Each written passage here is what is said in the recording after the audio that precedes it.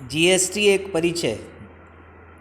मैं डॉक्टर सुशील जैन, सह आचार्य, राजकीय महाविद्यालय सांबरलेख।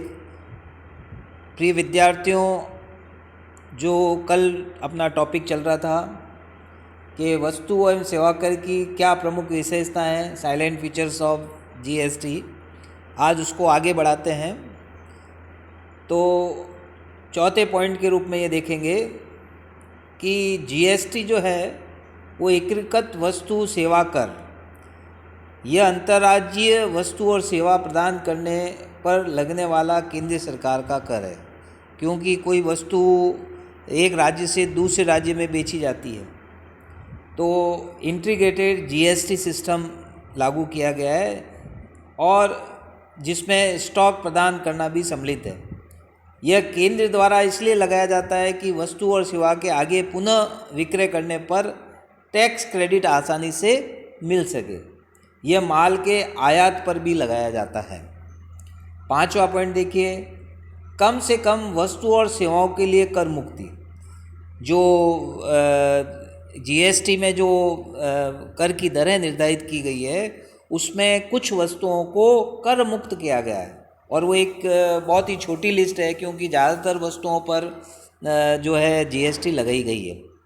अब कर की जो दरें अभी निर्धारित हैं उनमें 5 दरें 0%, 5%, 12%, 18% और 28%। इन सेवाओं को इनमें अलग अलग दर से वस्तुओं को जीएसटी लगाया गया है। गोल्ड जो है उस पर जीएसटी 3% लगाया गया है, तो ये अपने को ध्यान रखना है। जो और फीचर्स क्या हैं, छोटे व्यापारियों के लिए कर मुक्ति की परिसीमा और पंजीकरण से मुक्ति, यानी राज्य और केंद्र के जीएसटी के लिए कर मुक्ति की परिसीमा एक जैसी रहेगी, चाहे वो सेंट्रल गवर्नमेंट हो चाहे स्टेट गवर्नमेंट हो। यदि कोई वस्तु विक्रेता या सेवा प्रदान करने वाला व्यक्ति एक वर्ष में 20 लाख रुपए, मणिपुर, मिजोरम, नागालैंड और त्रिपुरा के लिए 10 लाख की लिमिट है, तक की बिक्री करता है या सेवा प्रदान करता है तो वह जीएसटी के दायरे से बाहर रहेगा और उन्हें पंजीकरण कराने की आवश्यकता नहीं है। इसको आगे चल के और अपन इसको विस्तार से देखेंगे।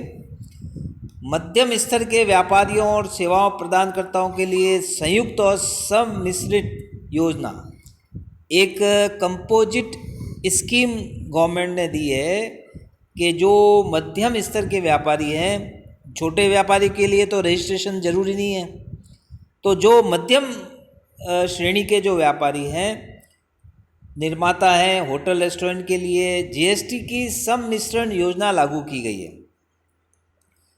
इस योजना के लिए क्या लिमिट है, जब ये लागू होगी तो समय समय पर इस पर परिवर्तन किया गया है। कुल आवृत सीमा जिसे समय समय पर बढ़ाकर 1.5 करोड़ तक कर दिया गया है। इसमें व्यापारी और निर्माता आवृत का 1% और होटल अगर रेस्टोरेंट है तो आवृत का 5% जीएसटी चुकाकर जीएसटी संबंधी अनेक प्रकार की जो फॉर्मेलिटीज़ है उनसे उसको मुक्ति मिल जाती है।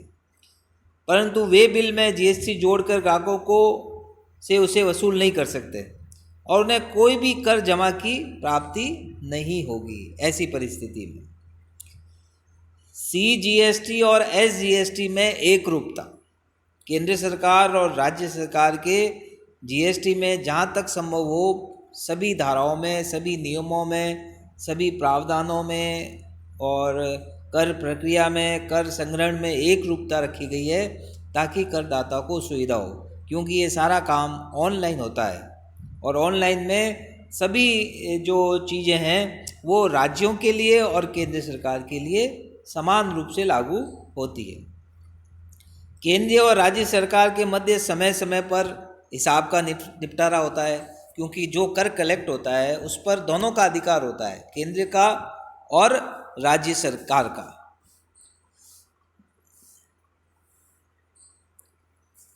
तो उस आधार पर एक निश्चित अंतराल के बाद जो है केंद्रीय और राज्य सरकार इस संबंध में अपने हिसाब का निपटारा करते हैं।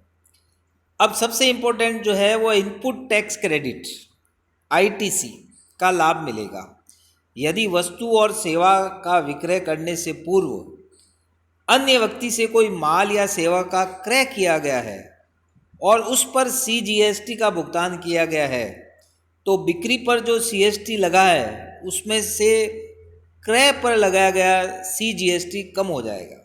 इसे निवेश कर जमा कहते हैं। ये बहुत इम्पोर्टेंट है, ये पूरे जीएसटी में काम आएगा।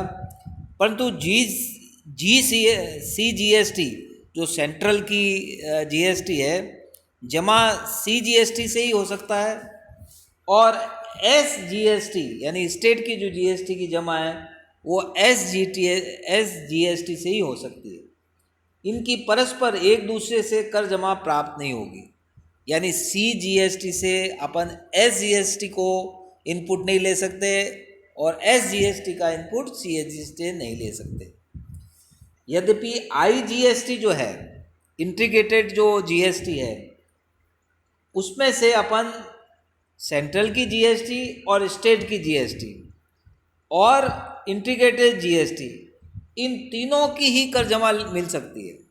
यानी जो आईटीसी है, इनपुट क्रेडिट, वो तीनों में से एडजस्ट हो सकता है अगर वो आईजीएसटी है। तो इस प्रकार से अगर अपन देखें कि अगर क्रम या वरीयता में अगर अपन देखें तो क्रम और वरीयता के अनुसार कर जमा जो निवेश जमा है उसका प्रयोग कैसे हो सकता है। किसी पंजीकृत व्यक्ति की इलेक्ट्रॉनिक जमा बही में उपलब्ध इनपुट पर कर की जमा रकम इस तरह से एडजस्ट कर सकते हैं। अगर वो एकीकृत कर है, आईजीएसटी है, तो पहले उसका उपयोग एकीकृत कर भुगतान के लिए किया जाएगा और शेष रकम यदि होगी तो उसका उपयोग केंद्रीय कर के लिए कर सकते हैं, राज्य कर के लिए कर सकते हैं और संघ राज्य क्षेत्र कर के लिए भुगतान के लिए कर सकते हैं। किसी भी क्रम में किया जा सकता है, लेकिन सामान्यतः सबसे पहले सेंट्रल की करते हैं, फिर स्टेट की करते हैं। पूर्व में यह प्रावधान था कि इंटीग्रेटेड जो टैक्स है आईटीसी को सर्वप्रथम उसका समायोजन एकीकृत कर से किया जाएगा। यदि इसके पश्चात निवेश कर जमा की कोई राशि शेष है तो उसका समायोजन केंद्रीय वस्तु सेवा कर के साथ किया जाएगा। यदि इसके पश्चात भी निवेश कर जमा की कोई राशि बचती है तो उसका समायोजन राज्य कर या संघ राज्य कर के रूप में किया जाएगा। लेकिन इस संबंध में 1 अप्रैल 2019 को कुछ चेंज किया गया है नियम में और 88A सम्मिलित किया गया है, जिसके कारण सर्वप्रथम एकीकृत कर की कर निवेश जमा का समायोजन करने के पश्चात यदि एकीकृत कर की निवेश जमा राशि बचती है तो जो व्यक्ति अपने स्वयं के विवेक से उसका समायोजन सीजीएसटी में से या एसजीएसटी में से या यूटीजीएसटी में से किसी भी प्राथमिकता से कर सकता है। लेकिन व्यवहार में अगर देखें अपन तो ये सारा काम कंप्यूटराइज है और पोर्टल पर प्रथम वरीयता में सीजीएसटी है, उसके बाद एसजीएसटी है। तो ये प्रावधान ध्यान में रखते हुए अपन जो है कर की जमा का समायोजन करेंगे।